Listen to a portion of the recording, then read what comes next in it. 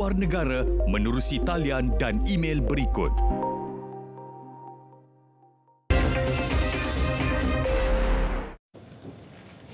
Baik, kita mulakan dengan perkembangan banjir di Johor. Setakat pukul 4 petang, penduduk terjejas meningkat kepada 538 orang berbanding 432 orang pada pukul 11 pagi tadi. Ia melibatkan 158 keluarga. Pengerusi Jawatankuasa Pengurusan Bencana Negeri menerusi kenyataan berkata mereka kini berlindung di 2 PPS. PPS Dewan Muafakat Kampung Cahaya Baru menempatkan 227 orang, manakala PPS Sekolah Kebangsaan Bukit Mutiara 311 orang. Kawasan terjejas adalah di Kampung Sentosa Damai, Kampung Sentosa Darat, Kampung Paya Kenangan, Kampung Pasir Tebrau dan Kampung Kangka Tebrau.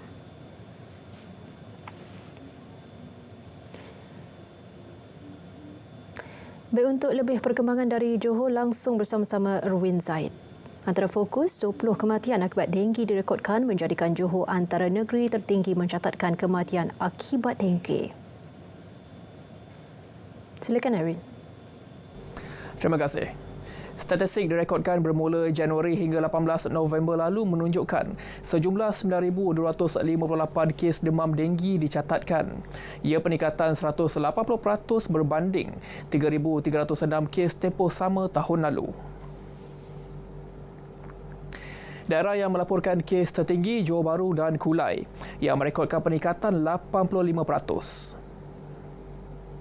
Oleh itu kami daripada pihak JKNJ dan juga bekerjasama dengan PBT yang ada selalu buat program kesedaran kepada orang awam supaya masing-masing mengambil tanggungjawab, masing-masing ada kesedaran tersebut untuk bersihkan kawasan perumahan mereka, kerana cara yang paling baik untuk mengelakkan kes denggi berlaku adalah cari dan musnah kawasan pembiakan bagi nyamuk Aedes tersebut, dan ini adalah tanggungjawab kita bersama, bukan saja kita bergantung kepada agensi yang berkenaan sahaja.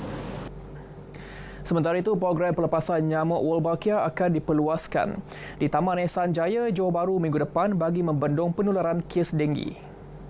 Program itu setakat ini berjaya mengurangkan kes denggi seperti yang direkodkan di PPR Kempas. Johor Bahru dengan hanya 1 kes denggi dilaporkan berbanding 54 tahun lepas.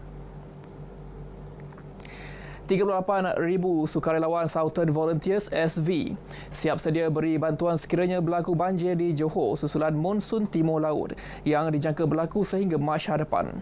Ia meliputi tugasan sebelum, semasa dan pasca banjir.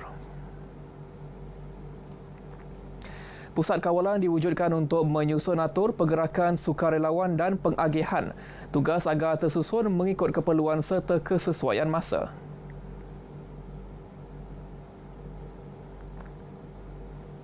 So, lagi segi gerak kerja menangani bencana banjir ini, dari segi gerak kerjanya kita bolehlah dikatakan terbahagi kepada 2 kategori. Kategori yang pertama iaitu daripada peringkat negeri membantu ke peringkat daerah, dan kategori yang kedua maknanya sukarelawanan yang ada di peringkat daerah itu sendiri akan digerakkan di peringkat lokaliti. Sasaran 200,000 anggota sukarelawan SV diletakkan menjelang 2027 dengan hebahan diperluaskan ke peringkat institusi pengajian tinggi awam dan swasta bermula tahun hadapan. Universiti Teknologi Malaysia UTM komited terhadap kepentingan kelestarian alam dengan mengitar semula sisa buangan untuk dijadikan bahan binaan jalan raya menerusi projek Asphalt Food Waste Binder FWB dan Maltonator. Inovasi berkenaan berupaya mengitar semula sisa buangan bahan makanan dalam negara yang mencatatkan 17,000 tan dalam tempoh 1 hari, seterusnya mengurangkan kesan rumah hijau dalam negara. Pensyarah kanan Kejuruteraan Lebuhraya UTM Dr. Nur Hidayah Abdul Hassan berkata, inovasi berkenaan berupaya menjimatkan kos pembinaan jalan raya sebanyak 30% iaitu RM45,000 untuk sepanjang 1 kilometer. Kita sedia maklum bahan yang kita hasilkan daripada petroleum ni iaitu bitumen adalah sumber yang tidak boleh diperbaharui. Jadi inisiatif yang kami buat ini adalah untuk menghasilkan pengikat yang boleh kita gunakan sebagai bahan dalam jalan raya dengan menggunakan sumber yang boleh diperbaharui lah. Ketua Kumpulan Penyelidik Pengangkutan Turapan UTM, Profesor Madya Dr. Haryati Yaakob berkata, kira-kira 115,000 tan sisa kisar jalan dihasilkan tahun ini, khususnya melibatkan jalan negeri di Johor. Di Malaysia, antara common ataupun yang biasa method rehabilitasi atau penyelenggaraan jalan ialah method mill and pave. So mill and pave ni maksudnya kita akan mill bahagian lapisan atas tu, kita akan buang. Okay? So bahagian yang kita buang tu kita panggil sebagai milling waste. And then kita akan turap semula dengan menggunakan bahan jalan raya yang baru. Okay, so milling waste ni sebenarnya menjadi isu lah. Banyak milling waste dihasilkan. 3 November lalu, projek asfalt SWB memenangi anugerah utama di Seoul International Invention Fair, Korea Selatan. Perkongsian itu mengakhiri berita wilayah dari Johor. Dari sungai hingga ke segara, Palestin pasti merdeka. Kembali ke Kota Media. Erwin, terima kasih atas perincian itu. Satu sindiket pengedaran dadah antarabangsa tumpas dadah jenis ketamin seberat 260 kg bernilai 15.6 juta ringgit turut dirampas pada 21 November lepas. Dua lelaki tempatan dipercayai suspek utama kes berkenaan sedang dikesan. Hasil siasatan mendapati dua suspek tiada rekod jenayah serta bukan keldai dadah. Kes disiasat di bawah Seksyen 39B /1/A Akta Dadah Berbahaya 1952. Di hasil pemeriksaan menjumpai serbuk putih disyaki dadah berbahaya jenis ketamin yang berat kasarnya 260 kg bernilai 15.6 juta ringgit. Di modus operandi, siasatan awal berdasarkan label nombor rujukan di tong-tong tersebut mendapati dagangan ini masuk menggunakan laluan udara dari lapangan terbang Ahmedabad, Gujarat, India dan tiba di KLIA sebagai destinasi terakhir. JKDM turut merampas dadah jenis metafetamin seberat 12 kg bernilai RM400,000 di lot parkir sebuah restoran makanan segera di Sejangkang, Selangor. Suspek lelaki warga asing berusia 35 tahun telah dituduh di mahkamah di bawah Seksyen 39B /1/A Akta Dadah Berbahaya 1952.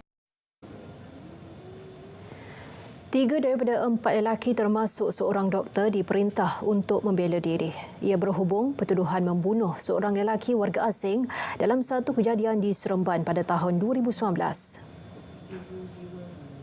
Hakim Dato' Azizul Azmi Adnan membuat keputusan tersebut terhadap Dr. Dharma Denifans, 36 tahun, P. Vegna Desvaran, 35 tahun dan R.S. Satya Dipan, 34 tahun di Mahkamah Tinggi Seremban. Seorang lagi tertuduh Muhammad Hafiz Abdul Kadir, 37 tahun, dilepas dan dibebaskan berikutan pihak pendakwaan gagal membuktikan kes prima facie terhadapnya. Mengikut pertuduhan, mereka didakwa dengan niat bersama membunuh A. Anggu 30-an di kawasan Kandang Lembu, perhampiran Taman Don, Seremban pada 16 Mac 2019. Hakim menetapkan tarikh 8 hingga 12 Januari 2024 sebagai tarikh perbicaraan. Perkembangan Liga Malaysia, Persatuan Bola Sepak Negeri 9 PBNS memberi jaminan masalah tunggakan gaji pasukan tidak akan berlaku lagi pada musim depan. Menurut Presidennya Tunku Said Razman Tunku Said Idrus Al-Qadri, pihaknya akan melakukan penambahbaikan pengurusan kewangan persatuan supaya pembayaran gaji pasukan dapat diuruskan dengan baik. Dalam pada itu, beliau turut memaklumkan persatuan lebih berminat mengetengahkan pemain muda untuk menerajui NSFC pada saingan Liga Super musim depan selain turut mempertimbangkan mengambil pemain import bagi menguatkan pasukan. Berbaki lagi 2 perlawanan Liga Super musim ini. NSFC kini menduduki tangga ke-9 daripada 14 pasukan dengan kutipan 24 mata.